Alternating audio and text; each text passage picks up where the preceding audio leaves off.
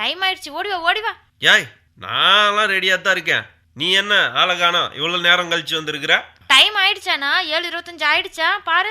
நான் பாரு அதுக்கோசரமே அவசரமா வீட்டுக்கு போய் நோட்டு பேனாவோட ஓடி வந்திருக்கிறேன். நீ உன் கையில நீயும் நோட்டு பேனா வச்சிருக்கியா? யாப்பா, சீக்கிரம் வந்திருந்தீங்கன்னா அண்ணங்கிட்ட இருந்து இன்னொரு நோட்டு பேனா வாங்கிட்டு கிளம்பி ஓடி இருக்கலாம்ல. எனக்கு தெரியவே இல்லை பாருண்ணா. சரி, இப்போ நம்ம என்ன கேட்க போறோம்? வழக்கம் போலதான் வானொலி வேளாண் பள்ளி பாடம் இன்னைக்கும் நடத்த போறாங்க. இன்னைக்கு பார்த்தீங்கன்னா எத்தனாவது பாடம்னு உனக்கு தெரியுமா? இன்னைக்கு 9வது பாடம்னு நினைக்கிறேன். நான் போன வாரம் 8 போச்சு, இந்த வாரம் கண்டிப்பா 9 தானே. பா, தங்கச்சி விவரமா தான்பா இருக்குது. ஆமாம்மா, இன்னைக்கு 9வது பாடம் தான். சரி, இன்னைக்கு யார் பாடம் நடத்த போறா, என்ன தலைப்புல பாடம் நடத்த போறாங்கலாம் உனக்கு தெரியுமா? எனக்கு தெரியும், உனக்கு தெரியுமா தெரியாதா? எனக்கு தெரியும், இருந்தாலும் நீ சொன்னா எல்லாரும் தெரிஞ்சுக்கலாம்ல, அதனால நீயே சொல்லிவிடு. கண்டிப்பா சொல்றேன். இன்னைக்கு வேளாண் தோட்டக்கலை பயிர்களுக்கான அங்கக இயற்கை முறை மண்வள மேம்பாடு வானொலி வேளாண் பள்ளி பாடம் 9 தான் நடத்த போறாங்க.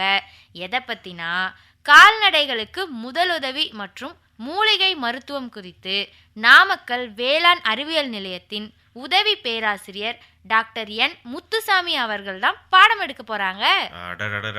நம்ம கால்நடைங்களுக்கு வேற அப்பப்போ உடம்பு முடியாம போயிருது.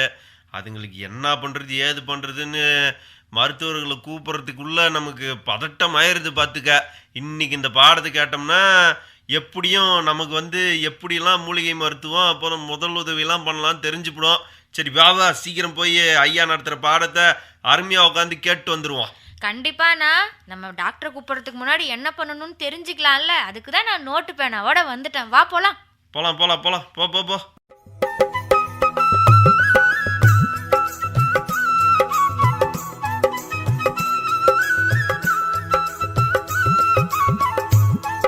நேயர்கள் இனி கேட்கலாம் வயல்வெளி. இன்றைய வயல்வெளி நிகழ்ச்சி வேளாண் தோட்டக்கலை பயிர்களுக்கான அங்கக இயற்கை முறை மண்வள மேம்பாடு வானொலி வேளாண் பள்ளி பாடம் 9 கால்நடைகளுக்கு முதலுதவி மற்றும் மூலிகை மருத்துவம் குறித்து நாமக்கல் வேளாண் அறிவியல் நிலையத்தின் உதவி பேராசிரியர் டாக்டர் என் முத்துசாமி அவர்கள் நடத்தும் பாடம் கேட்கலாம்.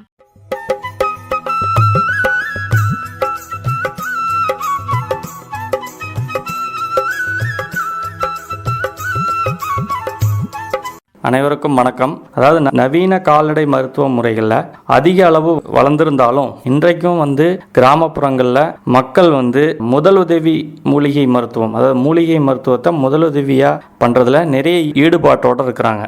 அதுக்கு காரணம் என்ன அப்படின்னா, கால்நடைகளுக்கான முதலுதவி மூலிகை மருத்துவமானது எந்த ஒரு பக்க விளைவு, அதாவது சைடு எஃபெக்ட்னு சொல்லக்கூடிய எந்த ஒரு விளைவையும் ஏற்படுத்தாது.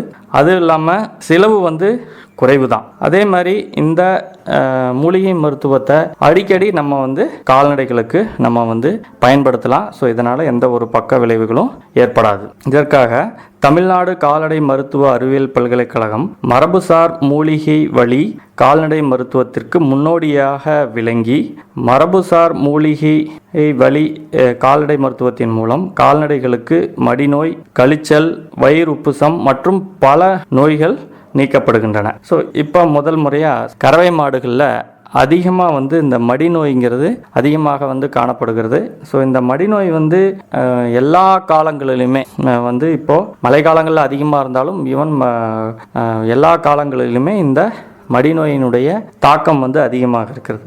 குறிப்பாக மழை காலங்களில் இன்னுமே அதிகமாக இருக்குது. இதுக்கு காரணம் என்ன அப்படின்னா, இந்த மடிநோயானது நுண்ணுயிர்கள் மற்றும் பூஞ்சைகளால் ஏற்படுகிறது. ஸோ இந்த நோய் கிருமிகள், இந்த நுண்ணுயிர்கள் மற்றும் பூஞ்சை கிருமிகள் என்ன பண்ணுதுன்னா, இது நேரடியாக பால் சுரப்பியை தாக்கி அந்த பால் சுரக்கக்கூடிய தன்மையை இழக்க நேரிடுது. ஸோ இதனால் பார்த்திங்கன்னா கறவை மாடுகளில் பால் உற்பத்தி குறைந்து காணப்படுவதோடு கறவை மாடு விவசாயிகளுக்கு பொருளாதார இழப்பையும் இந்த நோய் ஏற்படுத்துகிறது. ஸோ இந்த நோய்க்கான அறிகுறிகள் என்னென்ன மாதிரி இந்த நோய் அறிகுறிகள் இருக்கும் அப்படின்னா, ஸோ பொதுவாக உங்களுக்கு மடி வீக்கம், கறவை மாடுகளில் மடி வீக்கம் இருக்கும். அதே மாதிரி மடியை நீங்கள் தொட்டிங்கன்னா மாடு காலை தூக்கும், பாலுக்கு நிற்காது. இது இல்லாமல் மடி சூடாக இருக்கும். அதுக்கப்புறம் பால் திரிஞ்சு போயிருக்கும். சில டைமு பாலோட ரத்தமும் கலந்து வரும். இதனால என்ன பண்ணும், இதுக்கு சரியானபடி நம்ம வைத்தியம் வந்து கொடுக்கலன்னா பாலினுடைய அளவு குறைந்து அந்த மடியினுடைய செல்கள்லாம் அழிந்து அதில் வந்து நார் பிடிச்சிரும். ஸோ இதுக்கப்புறம் உங்களுக்கு மாடுகள் இருந்து பாலை கறக்கிறதுங்கிறது ஒரு முடியாத காரியமாக நம்மளுக்கு போயிடும். ஸோ இப்போ இதுக்கு என்ன முதலுதவி மருத்துவம் அப்படின்னு வந்து பார்த்தீங்கன்னா, இப்போ நம்ம சோத்து கத்தாழை ஒரு மடல், சோத்து கத்தாழை நல்ல ஒரு பெரிய மடல், அதை வந்து எடுத்துக்கணும். ஸோ அந்த சோத்து கத்தாழையில் வந்து மடல்களில் 2 புறமும் முட்கள் இருக்கும். ஸோ அந்த முட்களை வந்து நம்ம எடுத்துட்டு, மேல் இருக்கிற தோலை எடுக்கக்கூடாது, சைடில் இருக்கிற முட்களை மட்டும் நீங்கள் வந்து எடுத்துட்டு அதை வந்து சின்ன சின்ன துண்டுகளாக நீங்கள் ஒரு மிக்சியில் போட்டு அதை அடித்து வச்சுக்கணும். ஸோ இது கூட மஞ்சள் பொடி 50 கிராம், சுண்ணாம்பு 15 கிராம், அதை சுண்ணாம்பு 15 கிராம் ஒரு கொட்டைப்பாக்கு அளவுக்கு எடுத்துக்கிட்டு நீங்கள் இதோட மிக்ஸ் பண்ணணும். ஸோ இதை மிக்ஸ் பண்ணிங்கன்னா என்ன ஆகும்னாக்கா, இந்த திரம் வந்து ரொம்ப கெட்டியாக இருக்கும். எப்படி இருக்கும், அந்த திரம் வந்து ரொம்ப கெட்டியாக இருக்கும். ஸோ இப்போ என்ன பண்ணணும், இந்த கெட்டியான திரவத்தை ஒரு கை அளவுக்கு, ஒரு கையில் எவ்வளோ வருதோ ஒரு கை அளவுக்கு வந்து நம்ம கையில் அள்ளி இது கூட 200 மில்லி தண்ணியை வந்து நம்ம கலந்துக்கணும். அந்த தண்ணியை கலந்து நல்லா அந்த கலவையை வந்து நல்லா கலக்கிக்கிட்டு இந்த மடி ஃபுல்லாக இந்த கலவையை வந்து நம்ம பூசணும். ஸோ இந்த மாதிரி இந்த கலவையை வந்து ஒரு நாளைக்கு எத்தனை முறை பூசணும் அப்படின்னா, ஒரு நாளைக்கு 6லிருந்து 8 முறை வந்து நீங்கள் இந்த கலவையை வந்து பூசணும். ஸோ இந்த கலவையை வந்து நம்ம எத்தனை நாளைக்கு பயன்படுத்தலாம் அப்படின்னா, முடிஞ்ச வரைக்கும் எவ்வளோ தேவையோ, ஒரு நாளுக்கு எவ்வளோ தேவையோ அதை மட்டும் நீங்கள் ப்ரிப்பேர் பண்ணிக்கிறது நல்லது. இதை வந்து சப்போஸ் அதிகமாக இருந்தது அப்படின்னா அதை வந்து நம்ம ஃப்ரிட்ஜில் வந்து வச்சுருந்து நம்ம யூஸ் பண்ணலாம். முடிஞ்ச அளவுக்கு அன்னைக்கு தேவையானதை அன்னைக்கு மட்டும் தயார் பண்ணிக்கிறது வந்து ரொம்ப சிறந்தது.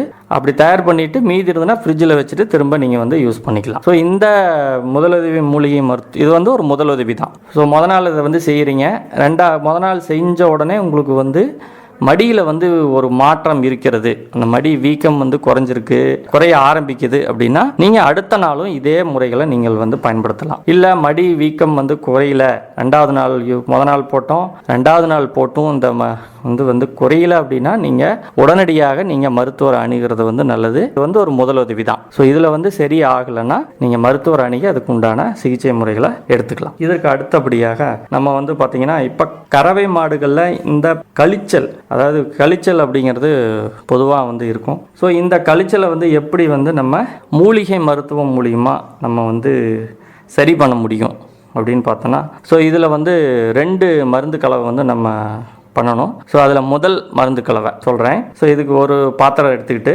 அதில் வந்து சின்ன ஜீரகம் 20 கிராம், அதுக்கப்புறம் கசகசா 20 கிராம், வெந்தயம் 20 கிராம், மிளகு நம்ம எண்ணிக்கையில் 1 2 3 நம்ம எண்ணிக்கையில் எண்ணி ஒரு 5 மிளகை வந்து எடுத்துக்கணும். இது கூட மஞ்சள் ஒரு 5 கிராம், பெருங்காயம் ஒரு 5 கிராம். ஸோ இதை என்ன பண்ணணும், இதை எல்லாமே வந்து நம்ம ஒரு வடச்சட்டியில் எடுத்துட்டு இதை போட்டு நல்லா நம்ம வந்து கருகிற வரைக்கும் வறுக்கணும்.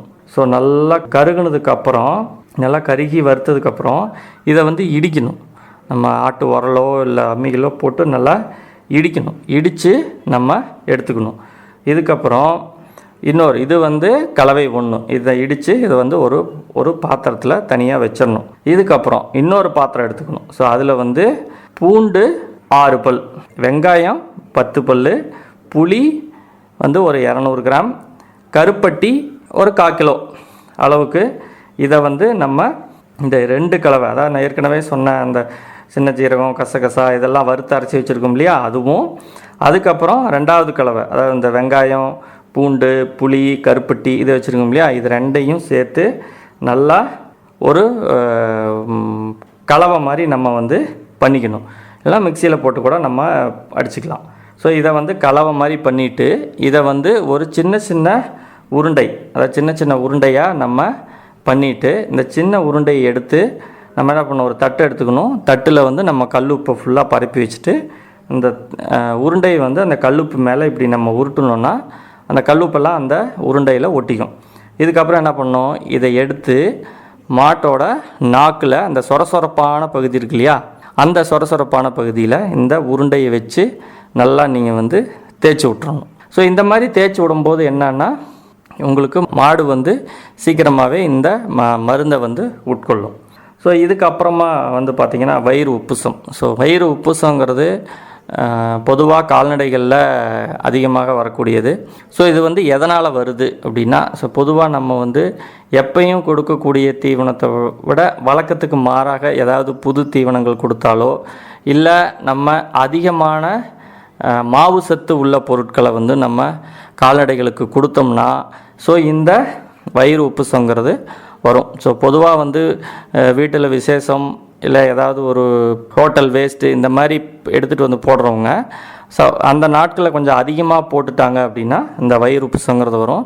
அது இல்லாமல் இந்த வயிறு உப்புசத்தினால கறவை மாடுகளில் வந்து பார்த்திங்கன்னா பாலினுடைய அளவு குறையும். இதனால் அவங்களுக்கு பொருளாதார இழப்பும் வந்து ஏற்படும். ஸோ இந்த வயிறு உப்புசத்துக்கு உடனடியாக நம்ம வந்து என்ன வந்து முதலுதவியாக வந்து பண்ணலாம் அப்படின்னா, ஸோ பொதுவாக வந்து நம்ம மிளகு வந்து எண்ணிக்கையில் வந்து ஒரு 10 மிளகை நம்ம எடுத்துக்கணும். ஸோ இது கூட ஜீரகம் வந்து ஒரு 25 கிராம் எடுத்துக்கிட்டு, ஸோ இந்த மிளகு ஜீரகம் இது ரெண்டையும் நல்லா நம்ம இடித்து நம்ம எடுத்துக்கணும். இந்த ரெண்டு என்ன சொன்னால் மிளகு ஜீரகம் இது ரெண்டையும் இடித்து எடுத்துக்கணும். ஸோ இது கூட வெத்தலை வந்து எண்ணிக்கையில் 10 வெத்தலை எடுத்துக்கணும். இது கூட வெங்காயம் ஒரு 15 பல், பூண்டு ஒரு 15 பல், அப்புறம் பிரண்டை 10 கொழுந்து, இது கூட மஞ்சள் ஒரு 10 கிராம் அளவுக்கு. ஸோ இதை வந்து எடுத்துக்கிட்டு ஸோ இந்த கலவை கூட இதை எடுத்து இந்த ஏற்கனவே நம்ம மிளகு சின்ன ஜீரகம் இதை இடித்து வச்சுருக்கோம் இல்லையா, அது கூட இதை வந்து நம்ம மிக்ஸ் பண்ணிக்கிட்டு இது கூட 200 கிராம் கருப்பட்டி, 200 கிராம் கருப்பட்டியோட கலந்து சின்ன சின்ன உருண்டையாக பண்ணிக்கணும். நம்ம ஏற்கனவே நம்ம வந்து கழிச்சலுக்கு பார்த்தோம் இல்லைங்களா, கழிச்சலுக்கு வந்து எப்படி நம்ம சின்ன சின்ன உருண்டையாக பண்ணி இதை வந்து உப்பில் வந்து நம்ம தேய்ச்சி கொடுத்தோம் இல்லையா, அதே மாதிரியே நம்ம வந்து வயிறு உப்பு சத்துக்கும் இது மாதிரி வந்து நம்ம வந்து செய்யலாம். சின்ன சின்ன உருண்டையாக பண்ணிக்கிட்டு அந்த கல் உப்பில் வந்து நம்ம வந்து உருட்டணுன்னா அந்த கல் உப்பெல்லாம் அந்த உருண்டையில் வந்து ஒட்டிக்கும். இதை மறுபடியும் நம்ம மாட்டினுடைய அந்த நாக்கில் வந்து சொரப்பாக இருக்கு இல்லையா, அந்த நாக்கில் வந்து நம்ம இப்படி தேய்ச்சிட்டோம்னா அது வந்து இந்த மருந்தை வந்து உட்கொள்ளும். ஸோ இந்த மாதிரி நம்ம பயன்படுத்தும் போது வயிறு உப்புசம் வந்து குறையறதுக்கு வந்து வாய்ப்பு இருக்குது. ஸோ இந்த வயிறு உப்புசத்துக்கு நம்ம இதை வந்து முதல்ல கொடுக்கணும். இதுக்கப்புறம் ஒரு 2-3 மணி நேரம் கழித்து நீங்கள் வெயிட் பண்ணி பார்க்கலாம். இந்த வயிறு உப்புசம் வந்து குறையுதா, இல்லை அதே மாதிரி இருக்குதா, இல்லை வயிறு உப்புசம் அதிகமாகுதா அப்படிங்கிறத நம்ம பார்க்கணும். இப்போது வயிறு உப்புசம் வந்து குறைஞ்சது முதல்ல இருந்தது, இப்போ கொஞ்சம் வயிறு குறைஞ்சிருக்கிறது அப்படின்னா உடனடியாக ஒரு 3-4 மணி நேரத்துக்குள்ளே திரும்ப மறுபடியும் இதையே நீங்கள் இன்னொரு முறையும் இதை வந்து தொடர்ந்து பயன்படுத்தலாம்.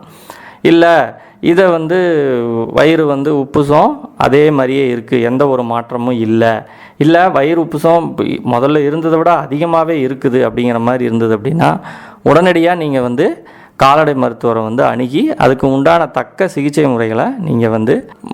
முறைகளை மேற்கொள்ளணும். ஸோ இந்த வயிறு உப்புசம் வந்து ஆரம்ப நிலையில் இருந்தது அப்படின்னா இந்த மருந்து வந்து உடனடியாக கேட்கும், குறையறதுக்கு வாய்ப்புகள் அதிகமாக இருக்கும். ஸோ வயிறு உப்புசம் வந்து அதிகமாக இருந்தது, இல்லை நீங்கள் வயிறு உப்புசத்தில் ஆரம்பத்திலே சரியாக கவனிக்காமல் இருந்து வயிறு உப்புசம் ரொம்ப அதிகமாக போயிடுச்சுன்னா இந்த மருந்துகள் வந்து கேட்குறதுக்கு வாய்ப்புகள் மிக மிக குறைவு. அதனால் முதலுதவி மருத்துவத்தை பயன்படுத்திட்டு அதை வந்து நம்ம அந்த அனிமல் வந்து எப்படி இருக்குது எந்த மாதிரிங்கிறத நம்ம வந்து அடுத்தடுத்து நம்ம வந்து ஃபாலோ பண்ணணும். அப்போ தான் அதனுடைய சிகிச்சை முறைகள் எந்த அளவுக்கு மாடுகளுக்கு பயனுள்ளதாக இருக்குது அப்படிங்கிறத பார்த்துக்கிட்டு சரியாக இருந்ததுன்னா அதையே கன்டினியூ பண்ணலாம். இல்லை அதனால் அதை கொடுத்தும் வந்து சரியாக நம்மளுக்கு இம்ப்ரூவ்மெண்ட் இல்லைன்னா இமீடியட்டாக நீங்கள் மருத்துவர் அணுகி அதுக்கு உண்டான சிகிச்சை முறைகளை வந்து நீங்கள் பண்ணணும். இதுக்கு அடுத்தபடியாக வந்து பார்த்திங்கன்னா அதிகமாக வந்து பார்த்திங்கன்னா கால்நடைகளில் இந்த ஒட்டுண்ணி, அதாவது பேன், உனி, இந்த தொல்லை வந்து அதிகமாகவே இருக்குது. ஸோ இப்போ இதனால் என்ன பிரச்சனை அப்படின்னா, ஸோ பொதுவாக மாடுகளில் வந்து பேனு, உனி இதெல்லாம் இருந்தது அப்படின்னா அந்த ரத்தத்தை வந்து உறிஞ்சி, ஸோ இதனால் என்ன ஆகும், கறவை மாடுகளில் வந்து உங்களுக்கு பாலினுடைய உற்பத்தி வந்து குறையும். அது இல்லாமல் இப்போது ஆடுகளில் வந்து அதனுடைய உடல் எடை என்னுடைய அளவும் வந்து குறையும். ஸோ இது மட்டும் இல்லாமல் இந்த பேனு, உனி, ஈ இதெல்லாம் என்ன பண்ணும் அப்படின்னா நோய்களை வந்து ஒரு மாடுகள்லேருந்து இன்னொரு மாடுகளுக்கு எப்படி நோய்களை ஒரு மாடுகள்லேருந்து இன்னொரு மாடுகளுக்கு ஈஸியாக வந்து பரவ செய்யும். இந்த மாதிரி பரவ செய்கிறதுனால நோய்கள் வந்து கால்நடைகளுக்கு ஒரு மாட்டிலிருந்து இன்னொரு மாட்டுக்கு பரவும். அது இல்லாமல் பொருளாதார இழப்பும் ஏற்படும், உற்பத்தி திறனும் வந்து குறையும். ஸோ இதை வந்து நம்ம சரி பண்ணுறதுக்கு நம்ம என்ன பண்ணணும் அப்படின்னா, இதில் வந்து முதல்ல இந்த கழிச்சலுக்கு வைரூப்பஸ் சொன்ன மாதிரியே இதுலேயும் வந்து 2 கலவைகள் வந்து நம்ம தயாரிக்கணும். அதில் வந்து முதல் கலவை 1ல் வந்து பார்த்திங்கன்னா சோத்து கத்தாழை 200 கிராம், இதுக்கப்புறம் தும்பை இலை 50 கிராம், துளசி இலை 50 கிராம், அதுக்கப்புறம் உன்னிச்செடி இலைன்னு சொல்லுவாங்க அது 50 கிராம். ஸோ இதை எல்லாத்தையும் நம்ம அரைச்சி எடுத்துக்கணும். இன்னொரு டைம் சொல்கிறேன். சோத்து கத்தாழை 200 கிராம், தும்பை இலை 50 கிராம், துளசி இலை 50 கிராம், குப்பைமேனி இலை 50 கிராம், உன்னிச்செடி இலை 50 கிராம். இதை எல்லாத்தையும் நம்ம அரைச்சி எடுத்துக்கணும். இதை வந்து தனியாக ஒரு பாத்திரத்தில் எடுத்துக்கணும். இதுக்கு அடுத்தது கலவை 2. ஸோ கலவை 2ல் வந்து பார்த்திங்கன்னா சோம்பு 25 கிராம், மிளகு 10 எண்ணிக்கை, அடுத்தது மஞ்சள் வந்து 10 கிராம். ஸோ இதை வந்து இந்த 3ஐயும் இடித்து எடுத்துக்கணும். அதாவது சோம்பு, மிளகு, மஞ்சள் இதை வந்து இடித்து எடுத்துக்கணும். ஏற்கனவே சொன்ன அந்த கலவை நம்பர் 1 வந்து நல்லா அரைச்சி எடுத்துக்கணும். இதுக்கப்புறம் என்ன பண்ணணும், இந்த 2 கலவையும் ஒரு பாத்திரத்தில் போட்டு ஒரு 4 லிட்டர் தண்ணி ஊற்றி நல்லா கொதிக்க வைக்கணும். ஸோ கொதிக்க வச்சு இந்த 4 லிட்டர் தண்ணியை 1 லிட்டர் ஆகிற வரைக்கும் நல்லா கொதிக்க வைக்கணும். ஸோ நல்லா கொதிக்க வச்சதுக்கப்புறம் 1 லிட்டராக இது வந்து அந்த தண்ணி வந்து சுண்டனதுக்கப்புறம் இந்த 1 லிட்டர் தண்ணியில் இருந்து 100 மில்லி அந்த மருந்தை எடுத்துக்கணும். அந்த 100 மில்லி மருந்து கூட அந்த 100 மில்லி மருந்தை 1 லிட்டர் தண்ணி 1 லிட்டர் தண்ணியில் கலந்து ஒரு சின்ன தெளிப்பான் மூலிமா நம்ம வந்து தெளிக்கலாம். ஸோ இந்த மாதிரி தெளிப்பான் மூலிமா நம்ம வந்து தெளிக்கும்போது இந்த ஒட்டுண்ணியினுடைய தாக்கத்தை வந்து நம்ம வந்து குறைக்க முடியும். ஸோ இதை வந்து நம்ம எவ்வளோ நாளைக்கு ஒரு டைம் நம்ம வந்து தெளிக்கலாம் அப்படின்னா, ஸோ பொதுவாக வந்து பார்த்திங்கன்னா இதை வந்து டெய்லியுமே நீங்கள் ஸ்ப்ரே பண்ணிங்கன்னா ரொம்பவே நல்லது. ஏன்னா அப்போ தான் வந்து அந்த ஒட்டுண்ணியில் வந்து முட்டை இருக்கும், முட்டையிலேருந்து குஞ்சு இருக்கும், அதிலிருந்து பெரிய ஒட்டுண்ணி இருக்கும். ஸோ இது எல்லாத்தையும் நம்ம வந்து அழிக்கணும் அப்படின்னா இதை வந்து நம்ம அந்த ஒட்டுண்ணிகள் வந்து குறையிற வரைக்கும் நம்ம இதை வந்து அடிக்கலாம். ஸோ இதை வந்து கால்நடைகள் அடிக்கிறது மட்டும் இல்லாமல் கீழே வந்து நம்ம கால்நடைகளில் தரைப்பகுதியிலும் நீங்கள் வந்து இந்த மாதிரி இந்த மருந்தை வந்து நீங்கள் வந்து பயன்படுத்தலாம். இதுக்கப்புறமா கால்நடைகளில் வந்து சில கால்நடைகளில் வந்து ஸோ விஷக்கடிங்கிறது ஏற்படுறதுக்கு வாய்ப்பு இருக்குது. ஸோ அந்த மாதிரி விஷக்கடி வந்து ஏற்பட்டதுன்னா, இப்போ நான் சொல்கிறேன், பொதுவாக ஆடுகளில் வந்து இந்த விஷக்கடி அதிகமாகவே இருக்கும். ஏன்னா மேய்ச்சல்களுக்கு எடுத்துகிட்டு போகிறனால இது வந்து இருக்கும். ஸோ இதுக்கு வந்து ஒரு சின்ன உங்களுக்கு இருக்கிற மாதிரி ஒரு விஷக்கடி இருக்கிற மாதிரி உங்களுக்கு ஒரு அபிப்பிராயம் இருந்தது, அது விஷக்கடி தான் அப்படிங்கிறது தெரிஞ்சதுன்னா நீங்கள் இந்த முறையை நீங்கள் வந்து பயன்படுத்தலாம். ஸோ இப்போ இதுக்கு வந்து தும்பை இலை ஒரு 15, மிளகு ஒரு 10 எண்ணிக்கையிலான மிளகு, அப்புறம் வெங்காயம் ஒரு 10 பல், வாழைப்பட்டை சாறு ஒரு 50 மில்லி, சிரியா நங்கை ஒரு 15 எண்ணிக்கையுள்ள சிரியா நங்கை, அடுத்து ஜீரகம் 15 கிராம், வெத்தலை 5 எண்ணிக்கையிலான வெத்தலை, உப்பு 15 கிராம். ஸோ இப்போ இதில் என்ன பண்ணணும் அப்படின்னா, இந்த சின்ன ஜீரகம் மிளகை வந்து நல்லா இடிச்சுக்கிட்டு இது கூட நம்ம 100 கிராம் அளவுக்கு பனவெல்லம் இல்லை கருப்பட்டி இதை வந்து நல்லா கலந்து சின்ன சின்ன உருண்டையாக பண்ணிவிட்டு இதை வந்து உப்பில் வந்து தொட்டு, ஏற்கனவே நான் சொன்ன மாதிரி ஒரு பிளேட்டில் உப்பு எடுத்துக்கிட்டு இந்த சின்ன உருண்டையை வந்து அந்த உப்பில் மேலே ஒரு உருட்டிட்டு அந்த உப்பெல்லாம் அதில் வந்து ஒட்டிக்கும். ஸோ பண்ணினதுக்கு அப்புறமா இந்த உருண்டையை வந்து நம்ம மாடுகளுக்கு வந்து நம்ம வந்து செலுத்தலாம். சரிங்களா? ஸோ இந்த மாதிரி நான் ஏற்கனவே சொன்ன இந்த கால்நடைகளுக்கான முதலுதவி மூலிகை மருத்துவத்தை வந்து நீங்கள் வந்து பயன்படுத்தலாம். நான் ஏற்கனவே சொன்ன மாதிரி இந்த மூலிகை மருத்துவம் அப்படிங்கிறது வந்து பார்த்திங்கன்னா முதலுதவி தான்.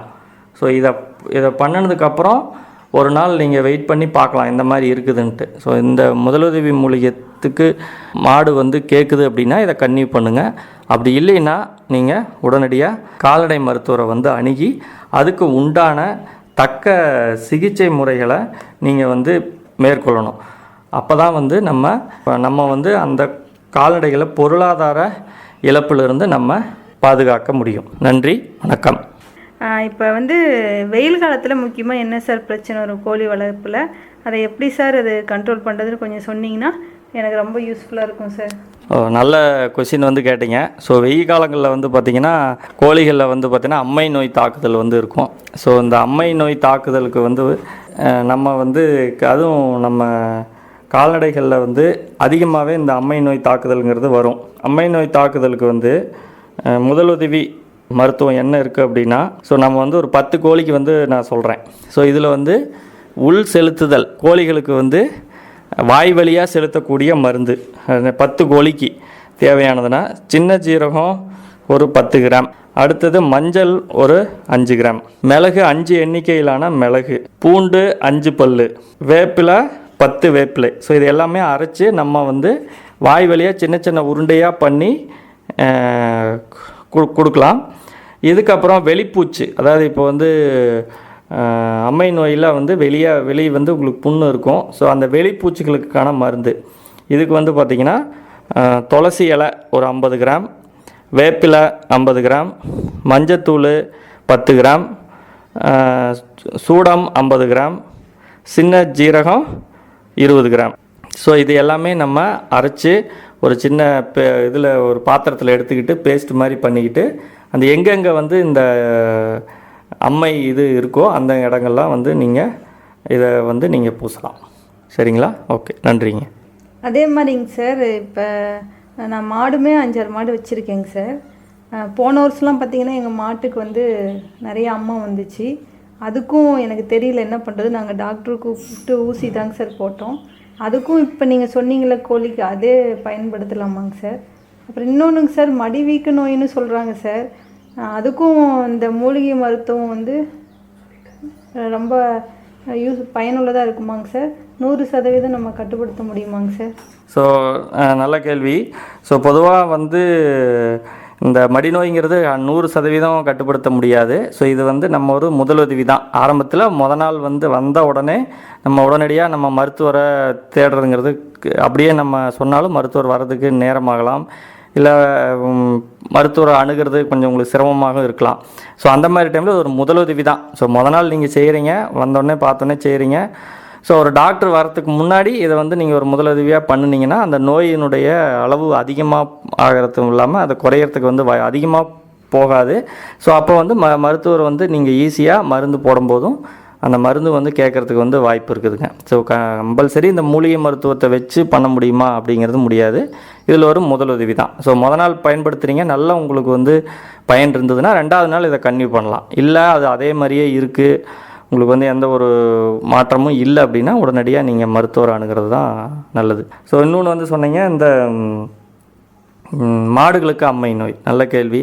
ஸோ பொதுவாக நம்ம வந்து பார்த்திங்கன்னா அம்மை நோய் எந்த ஒரு புண்ணாக இருந்தாலும் சரி, வேப்பிலை மஞ்சள் இதுக்கு வந்து எல்லா மாடு எல்லாத்துக்குமே கோழி எல்லாத்துக்குமே வந்து கேட்கும். ஸோ இந்த வேப்பிலையும் மஞ்சளும் அரைச்சி நீங்கள் வந்து பயன்படுத்தலாம். அது இல்லாமல் மருத்துவரையும் நீங்கள் வந்து கூப்பிட்டு இதுக்குண்டான என்ன சிகிச்சை முறை அதையும் நீங்கள் வந்து பயன்படுத்தலாம். 2யும் நீங்கள் வந்து செய்யலாம். என் பேர் சரவணன். நான் கொல்லிமலையில் குண்டூர் நாட்டிலேருந்து வரோம். கோழிக்கு வந்து கொக்கு நோயின்னு சொல்கிறாங்க. மூக்குலேருந்து தண்ணியாக வர மாதிரி இருக்குது. வந்தோடனே அது அப்படியே இறந்து போயிடுது. அதுக்கு ஏதாவது மருந்து?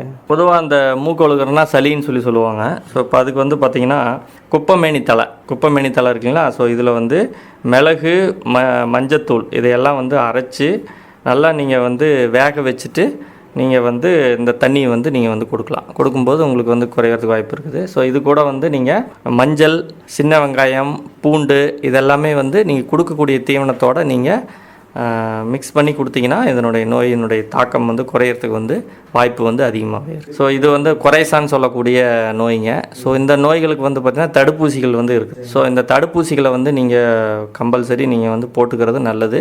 இந்த தடுப்பூசியின் மூலிமா தான் இது வந்து நம்ம குணப்படுத்த முடியும். 2வது ஷெட்டை வந்து ஓரளவுக்கு நம்ம சுத்தமாக வச்சுக்கணும். நம்ம கீழே இந்த லெட்டர் சொல்கிறோம் இல்லைங்களா, அது வந்து அழுக்காக இருந்ததுன்னா இந்த நோயினுடைய பரவுதல் வந்து அதிகமாக இருக்கும். சார் நாமக்கல் மாவட்டம் சார். நான் கொல்லிமலை சார். மாடு பால் மாடு வந்து ஒரு 3 மாடு வச்சுருக்கோம் சார். நார்மலாக கிராய் வச்சுருக்கோம் சார். அதில் வந்து புல்லு மேய்ஞ்சிட்ருக்கோம். மேய்ஞ்சிட்ருக்கிற மாடு தான் அசைப்பாடும் அளவுக்கு நினச்சிக்கிட்டு இருக்குது. ஆனால் திடீர்னு எங்களுக்கு வந்து டாக்டருக்கு கூப்பிட்றதெல்லாம் ரொம்ப கஷ்டம்தான். அந்த மாதிரினும் போது எங்களுக்கு அது என்ன பண்ணணும் எங்களுக்கு தெரியாமல் கொஞ்சம் கஷ்டமாக தான் இருக்குது. அதாவது ஜீரணமாக மாட்டேங்குதுன்னு சொல்கிறீங்க அப்படிதாங்களா? ஸோ பொதுவாக வந்து பார்த்தீங்கன்னா இந்த ஜீரணமாகாததுக்கு முக்கிய காரணம் என்ன அப்படின்னா, நம்ம வந்து மாவு சத்து அதிகமாக கொடுத்துருப்போம். தீவனத்தில் வந்து மாவு சத்து அதிகமாக இருக்கலாம். இல்லைன்னா வந்து இப்போ கொல்லிமலையில் வந்து நிறையா புல்லில் வந்து இளம் புல்லாக இருக்கும் இல்லைங்களா, பச்சை புல்லாக இருக்கும். ஸோ அந்த பச்சை புல்லை சாப்பிடும்போது செரிமானம் ஆகாமலும் இருக்கலாம். ஸோ அந்த செரிமானம் ஆகாமல் இருக்கிறதுக்கு வந்து பார்த்திங்கன்னா நீங்கள் ஜீரகம் ஒரு 25 கிராம், மிளகு வந்து எண்ணி எடுத்துக்கணும் ஒரு 10 மிளகு. இதை வந்து நல்லா வந்து ஆட்டு உரலில் நல்லா இடிச்சுக்கிட்டு இது கூட வெங்காயம் வந்து ஒரு 15 பல்லு, பூண்டு வந்து ஒரு 15 பல்லு, சரிங்களா? இது கூட மஞ்சள் வந்து ஒரு 10 கிராம். நம்ம இப்போ வெங்காயம் வந்து ஒரு 5 பல்லுனா 5 பல்லு இருக்கிற மாதிரி. இப்போ சின்ன வெங்காயம், பெரிய வெங்காயம் இல்லை, சின்ன வெங்காயம் ஒரு 5 பல்லுனா ஒரு வெங்காயத்துக்கு 2 பல்லு இருக்குது அப்படின்னா ஒரு 7 to 8 வெங்காயம் ஒன்று பின்னா எடுத்துக்கலாம், அது ஒன்றும் தப்பு இல்லை. அப்புறம் பூண்டு வந்து 15 பல்லு, 5 பல்லு எண்ணிக்கையில். அப்புறம் மஞ்சள் வந்து ஒரு 10 கிராம். ஸோ இதையெல்லாம் நீங்கள் வந்து போட்டு எடுத்துக்கிட்டு பேஸ்ட் மாதிரி பண்ணிவிட்டு நீங்கள் வந்து மாடுகளுக்கு வந்து நீங்கள் காலையில் ஒரு டைம், சாயங்காலம் ஒரு டைம் வந்து இதை வந்து நீங்கள் கொடுக்கலாம். ஒரு 4 நாள் 5 நாள் கொடுத்து நீங்கள் கலக்கக்கூடாது. அப்படியே உருண்டை மாதிரி பண்ணி அப்படியே வாயில் போட்டு விட்ருணும். இதில் வந்து கொஞ்சம் ஒரு உப்பு எடுத்துக்கணும். உப்பு வந்து ஒரு பிளேட்டில் எடுத்துக்கிட்டு இந்த உருண்டையை வந்து அந்த உப்பில் வந்து நீங்கள் உருட்டிட்டு அதை வந்து எடுத்து மாடுகளுக்கு வந்து நீங்கள் கொடுக்கலாம். மருந்து நம்ம உருண்டை போட்டோம்ல சார், அது வந்து நம்ம பச்சை புல்லு போடக்கூடாதுல்ல சார், இல்லை வரப்புல தான் போடணும்?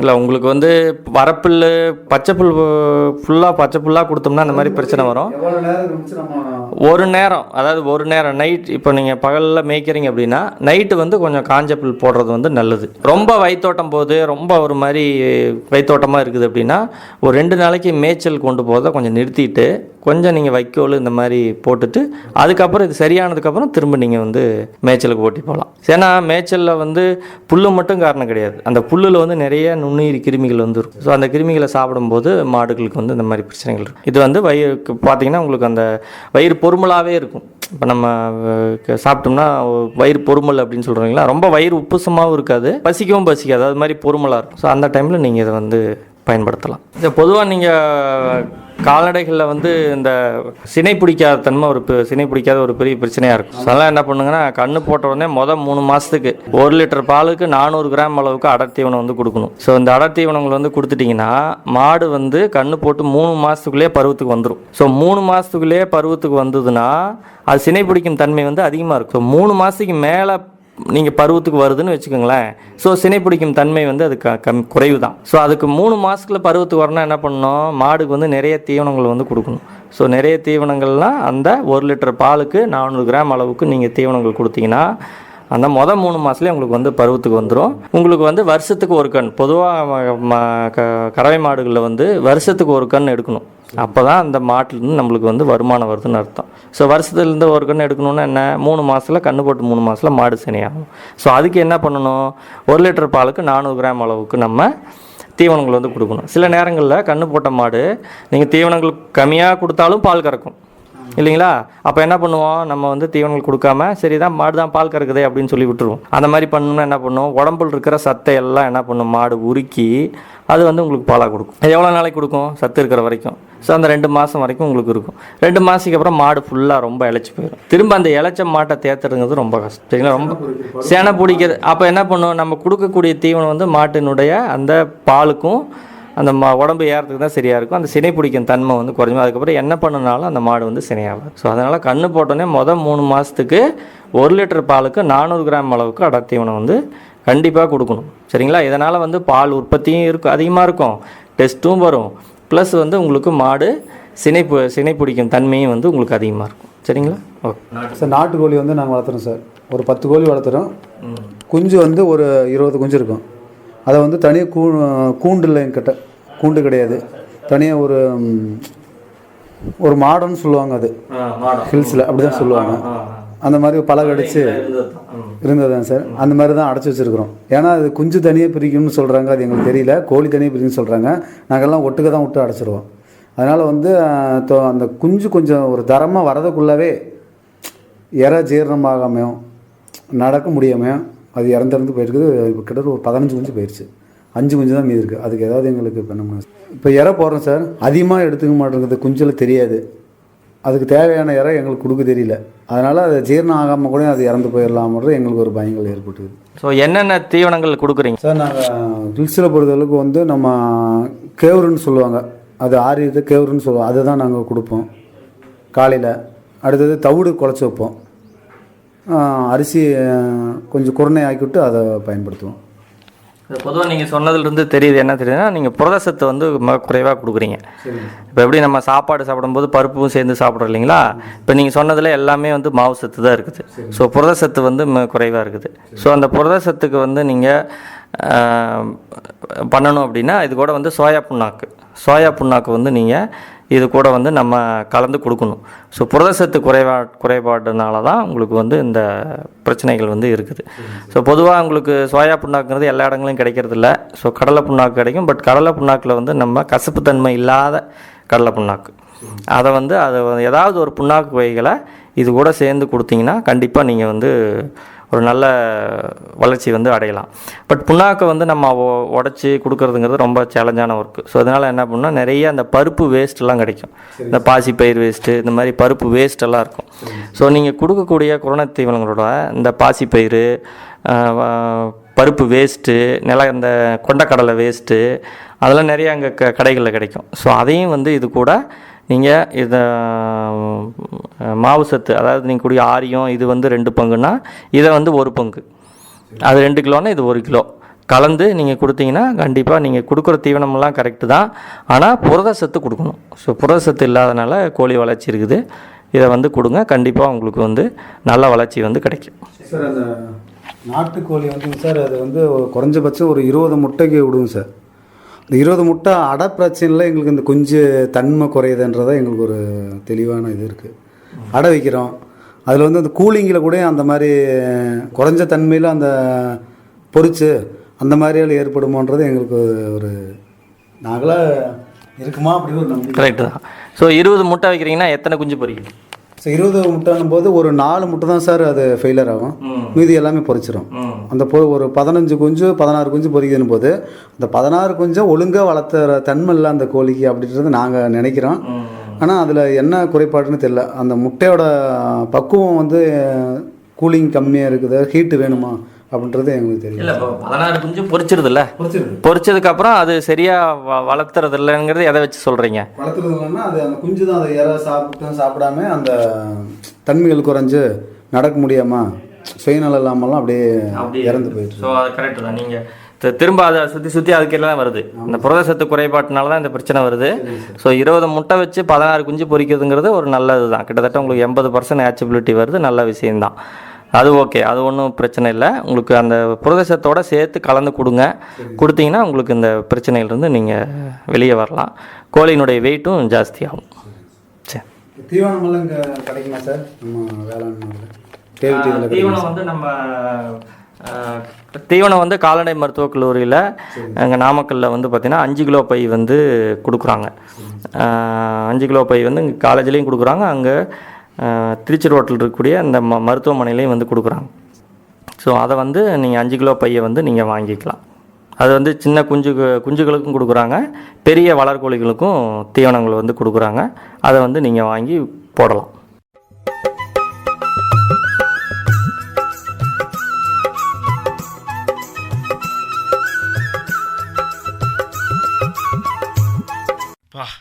எப்படியோ இன்னைக்கு பாடத்தையும் அருமையாக கேட்டு முடிச்சாச்சு. 9 பாடமும் அருமையாக நடந்து முடிஞ்சிருக்கு. இன்னைக்கு பாடம் ஆனாலும் ரொம்ப அருமையான பாடம் இல்லை? ஆமாண்ணா, இன்னைக்கு பாரு நான் ஒரு வார்த்தை இல்லாமல் அப்படியே எழுதிட்டே வந்துட்டேன். ஏன்னா இன்னைக்கு சொன்னது எல்லாமே நம்ம கால்நடைகளுக்கு என்னென்ன பண்ணணும்னு சொன்னார் பற்றி, அந்த முதலுதவியெல்லாம், அதுக்கு சீரகம், பூண்டு, அந்த மாதிரி நிறைய நம்ம வீட்டு பொருளே வச்சு எப்படி செய்யலான்னு சொன்னார்ல, அதெல்லாம் கரெக்டாக எழுதி வச்சுக்கணும்னு கவனமாக எழுதி வச்சுக்கிட்டேன். இதில் நான் இன்னொரு விஷயம் பண்ணியிருக்கேன், உனக்கு தெரியுமா? என்ன பண்ண? என் ஃபோனில் ரெக்கார்ட் வேற போட்டு வச்சுக்கிட்டேன். அடடடடடா, இந்த தங்கச்சி எம்பூட்டு அறிவாக இருக்குது. நமக்கு கூட இந்த மாதிரி விஷயம்லாம் தெரிய மாட்டேங்குது. இந்த புள்ள விவரமாக இருக்கே. ஆமாம், நீ தான் சின்ன வயசுல ஜீரகம் பூண்டு இதெல்லாம் போட்டாலே சாப்பிடவே மாட்டேன்னு அடம் பிடிப்ப. இப்போ பாரு, நீ சாப்பிட மாட்டேன்னு சின்ன வயசுல சொன்னதெல்லாம் நம்ம கால்நடைங்களுக்கு முதலுதவி பண்றதுக்கு பயனுள்ளதா இருக்குதுன்னு மருத்துவர் ஐயா சொல்லியிருக்காரு. இதுல இருந்து என்ன தெரியுது? இதுல இருந்து என்ன தெரியுது? நம்ம வீட்ல இருக்க ஒரு சில பொருட்களை வச்சு கால்நடைகளுக்கு முதலுதவி செய்யலாம்னு தெரியுது. மூலிகை மருத்துவத்தை விட்டுப்பிட்டிய? அட ஆமா ஆமா, அதுவும் தான். சரி, இன்னையோட 9 பாடம் முடிஞ்சுச்சு. சரி, இப்போ வீட்டுக்கு கிளம்புவோம். அடுத்த வாரம் 10வது பாடத்தை கேட்கறதுக்கு மறுபடியும் வருவோம். கண்டிப்பாண்ணா. அது வரைக்கும் நம்ம வயல்வெளியில போற எல்லாத்தையுமே நம்ம கேட்டுட்டு தான் இருப்போம். ஆனா இந்த பாடத்தை மட்டும் கண்டிப்பா நல்லா தெளிவா இந்த 9 வாரம் எப்படி பேனா வச்சு நோட்ல எல்லாம் குறிப்பெல்லாம் எடுத்து வச்சிருக்கிறோமோ அதே மாதிரி இன்னும் 4 வாரம் அருமையா குறிப்பெல்லாம் எடுத்து வச்சுட்டு நம்ம நம்மளுடைய கால்நடைகளை நல்லபடியா பார்த்துக்கிறதுக்கு என்னென்னலாம் பண்ணலான்றத ஒரு திட்டம் மாதிரி போட்டு நம்ம கால்நடைகள்லாம் நல்லபடியாக வளர்த்து இன்னும் நல்ல காசு பணம்லாம் சம்பாதிச்சு நம்மளும் நல்லா இருக்கிற மாதிரி பார்த்துக்க வேண்டியது தான் நம்ம ஊர்ல. ஆமாண்ணா, நாம நல்லா இருக்கிறோம், நம்ம பள்ளி பாடத்தை கேட்குறோம். இப்போ வீட்டுக்கு போவோமா? கண்டிப்பாண்ணா, எனக்கு பசிக்குது, நான் போறேன் வீட்டுக்கு. சரி.